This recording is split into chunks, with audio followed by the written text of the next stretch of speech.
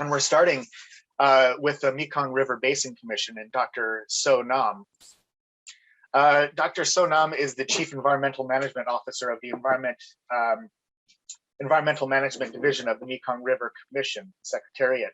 Under the guidance of the Director of Environment Management, he leads the organization's work on strategy for basin-wide environmental management, watershed management, transboundary environmental impact assessment, joint environmental monitoring of Mekong mainstream hydropower projects, MRC indicator framework, State of the Basin report, and the MRC newsletter, Catch and Culture Environment. His career spans nearly 25 years. He's held a number of management and supervision positions in the government of Cambodia. And it's a very long list. So in the interest of time, Dr. Nam, I would like to welcome you to the ACARE annual meeting and thank you so much for being here and agreeing to speak with us. Good evening from Vientiane, Laos, PDR.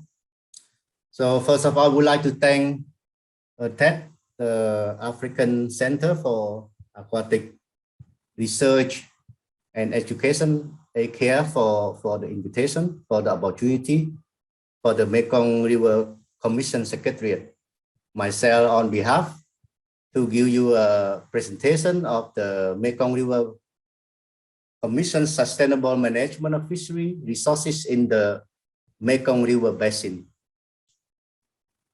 Okay, for the one who probably do not familiar with the Mekong River Basin, I give a slide on this. So the Mekong River is the 10th largest river in the world. So the basin of the Mekong River drain approximately 800,000 square kilometer of land area from the eastern watershed of Tibetan Plateau to the Mekong Delta. So the Mekong River flow about 5,000 kilometers from a very high, you can see on the right side, the mountain area of 3 provinces in China,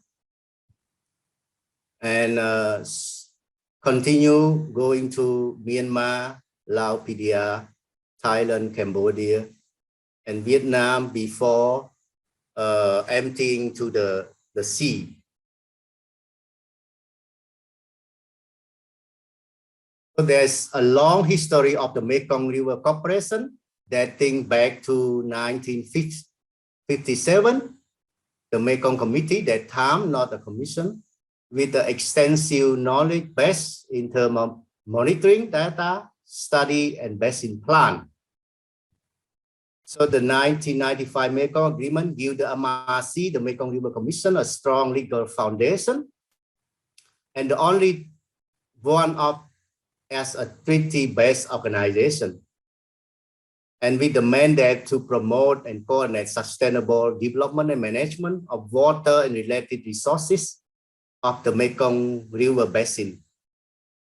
And the organization structure governed by the Council, the Minister of Water and Environment, and with the support from all the relevant line agency, expert group in the member country of Cambodia, Laos, PDR, Thailand, Vietnam, and China and Myanmar is our dialogue partner, and we get a lot of support from our development partner and the National Mekong Committee Secretariat in each member country.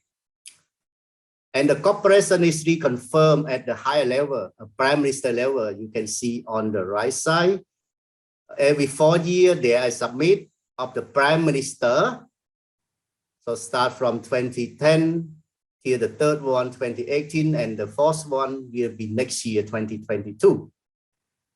With the commitment of increasing financial contribution from the member country, by this year, 50%, by 2025, 75%, and by 2030, self-financing to operate the Secretariat.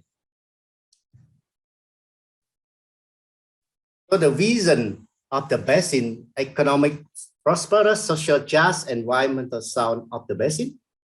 And the vision for the Commission, world-class, financially secure international river organization serving the Mekong country to achieve the basin vision. The mission to promote and coordinate sustainable management development of water-related resources for the country mutual benefits and the people well-being. And this is the Mekong River Commission core river basin management function, including 6 functions. The first one, data acquisition, exchange, and monitoring, analysis, modeling, and assessment, reporting, basin planning, forecasting, warning, emergency response, and MRC procedure, and dialogue and cooperation within the member and among other stakeholders in the region. This slide shows you the key MRC water and related sector and discipline, including fishery. Is this the topic today? Environment related topic, navigation, drought, flood, agriculture, irrigation, and hydropower. Cooperation rule and procedure for river basin management is the most comprehensive in the developing world. Under the 1905 agreement, Mekong agreement, there are 5 procedures. The procedure for data information exchange and sharing, the procedure for notification prior to consultation agreement, procedure for water use monitoring, procedure for maintenance of flow on the mainstream.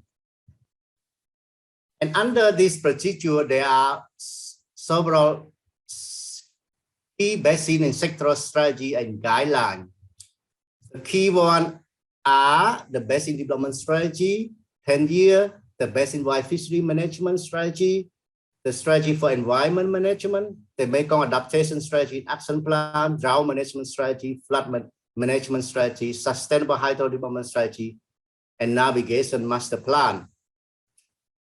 And the Mekong River Commission have an indicator framework for data collection for informing the planning and management of the Mekong Basin, including 5 dimensions, the environment, social, economic, climate change, and cooperation, with 15 strategic indicator, 58 assessment indicator, 182 monitoring parameter, and linked to the 5-year MRC strategic plan cycle and sustainable development goals. For the sustainable management in the basin, there are a strategy are now operationalized. So including the basin action, the project-based action plan, 5-year, the technical guideline for protection, restoration of key fish habitat with regional importance, the guideline for transboundary fishery management, the guideline for better stock enhancement, the guideline for fish-friendly irrigation scheme, the guideline for fish pass for hydropower project. And under this guideline and management plan strategy, routine water environment monitoring, including hydrology since 1900, the discharge settlements in 2009, the water quality networks, 93, the aquatic health monitoring, 2003, in the fishery, including fish abundance diversity monitoring, fish larvae drift monitoring, the dieback net fishery monitoring since the 1990. So the group of the Mekong Basin countries stand out as the region of the world have the highest freshwater species diversity per square kilometer. On the other continent, only Guinea and Suriname in South America figure greater or similar species diversity per area of land. So the Mekong have the highest species diversity in the world after Amazon, with about 1,150 freshwater species recorded, and it includes coastal marine visitor 1,200 and very high endemic species 15%.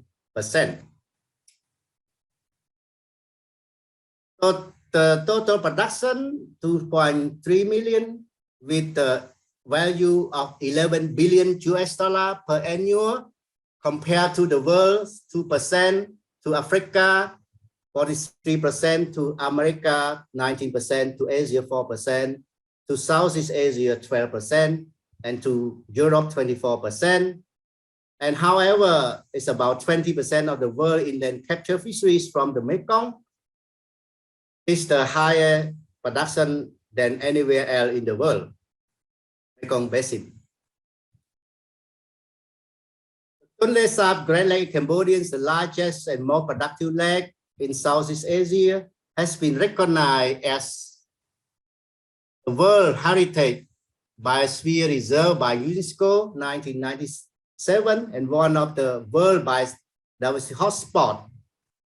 The Tonle Sap Lake is the Mekong main fish factory with about 500,000 tons annually, but a value of 1.7 billion US dollar, approximately 300 fish species.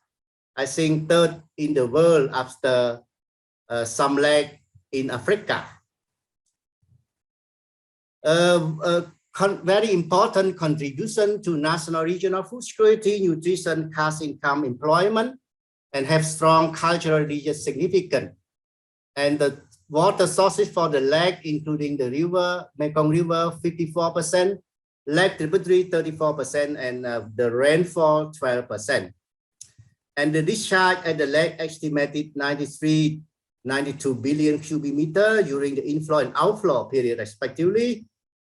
And the river flow in the Tonle Sap Lake usually occur from mid-May to October, and it creates a very good flood pile for fishery productivity and other aquatic productivity of the lake. The total capture fishery production in the basin through this graph from 1990 to 2015 increased. So this is due to the improved methodology for estimation. But the size of the fish catch is getting smaller and the catch per unit area is decreasing, classic sign of overfishing, and the decline across all the fish guild, particularly since the 1970s. However, aquaculture production continues to grow strongly, particularly in Vietnam over the past 15 years. The diversity abundance of introduced species is increasing. This is a alarming stage of the introduced species increasing. So this slide reflecting referencing the conclusion of the fish gear, the fish abundance decline. So with the white fish, the about 2 graph, and the floodplain spawner, the gray fish, and the floodplain resident, the black fish, and also the CPUE declining over the past 5-6 years. And the model saw the increase in introduced species in different parts of the Mekong region, from the very north to the Mekong Delta in Vietnam over the past nearly 100 years. There are 3 key threats or key challenging the fishery sector in the basin face. The first one is rapid economic development, including hydropower, mining, sediment extraction, pollution, include plastic, deforestation, navigation, rice farming, flood mitigation measure, conservation, fishing activity, and aquaculture activity.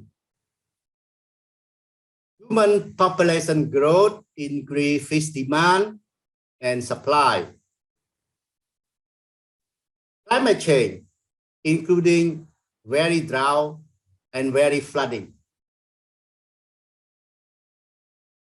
There are great opportunity of engaging multi-stakeholder in order to have a sustainable management of the basin.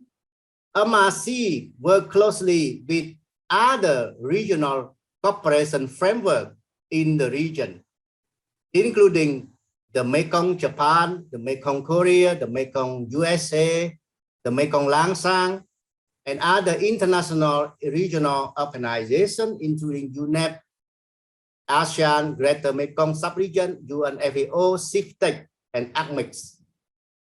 Also, the Mekong River Commission working with multiple stakeholders for sustainable management and development of the basin, including our development partner, private sector, including hydropower project, donor, regional international organizations, civil society, research and development, and academic institutions.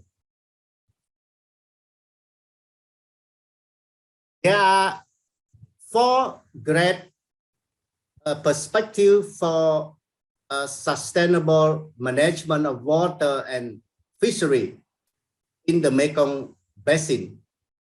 The first one is the river co-monitoring network operationalized, the proactive regional planning and joint action, the coordinated operation management of sectoral development, and the enhanced data collection, sharing, and management.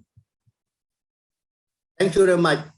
Most of the information in this PowerPoint you can find from our website. You can find from our website too. That.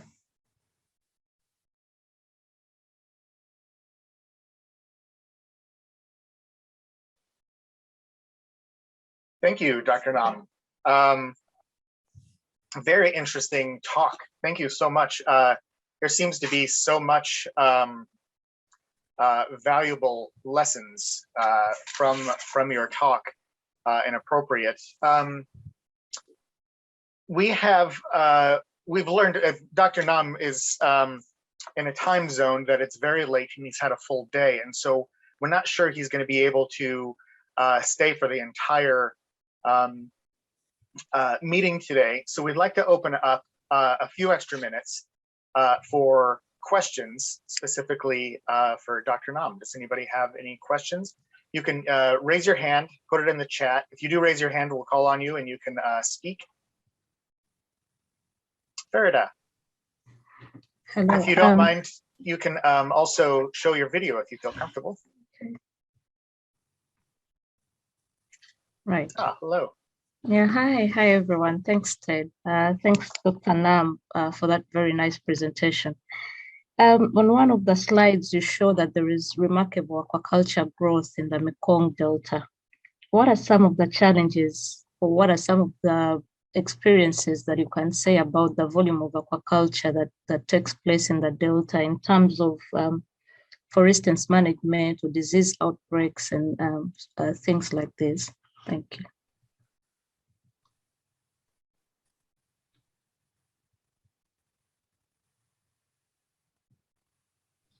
Thank you for a very good question about aquaculture. I think Vietnam is the top producer in the basin. So I think there is recently there is a challenging of I think the market. So because aquaculture in the Mekong Delta is for exporting to the world, including the US, the European, and some Asian countries. So the exporting market is changing, and also recently and most of production is from freshwater, is pangasius, the catfish. So I think recent year climate change and salinity intrusion into the region is impacting the freshwater aquaculture and dry production also in the region. And the disease is not really a big problem, because in the data they also have a good exchange of water, low tide and high tide. So there is enough sufficient water to exchange into the pond areas, because most of the production is from pangasius, catfish pond. So, and the big issue is the inbreeding problem, because hatchery operation, they depend on breeder from the wild.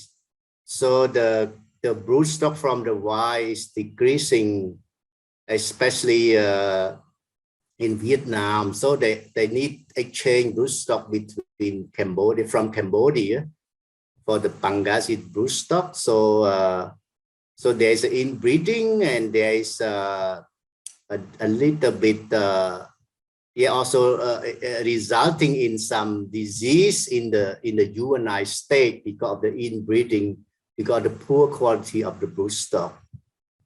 So this is the challenge facing the aquaculture development.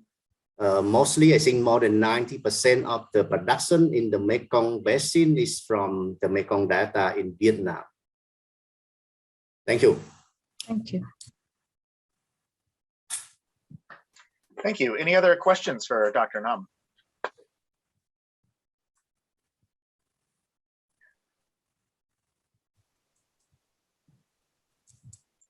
Tony, please.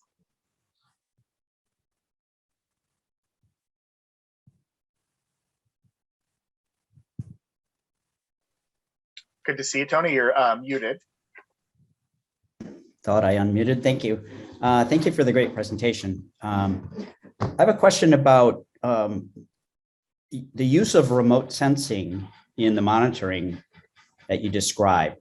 I know that there is a program called Surveyor that's run by NASA, the US Space Agency, that is focused on the Mekong River.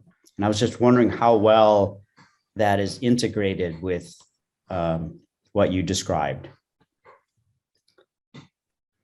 So thank you for the question. I think we have a long time series data from our water environment monitoring, including hydrology, sediment, water quality, fishery, aquatic ecology, and it's based on the ground truth data collection or the monitoring, and it's quite intensive, labor intensive, and it's quite time consuming. And we are now revisiting our protocol, and we are considering an inexpensive methodology like the remote sensing and satellite imagery. So and now we are doing a redesign of all this co-river monitoring network of the 5 main disciplines to include this new technology. And also we are now developing some methodology for monitoring salinity intrusion in the Mekong Delta using I think many we are reviewing all the protocol in the world into the including this the